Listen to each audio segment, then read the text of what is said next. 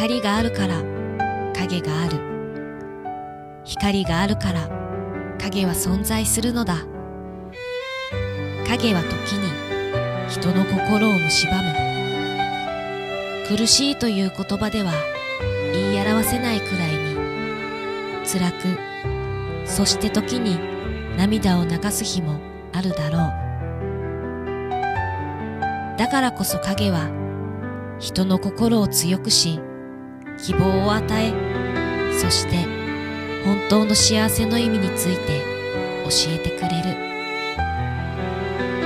光に寄り添う影は立ち向かう強さを秘めて、影に生きる光は信じる希望を解き放たせるのだ。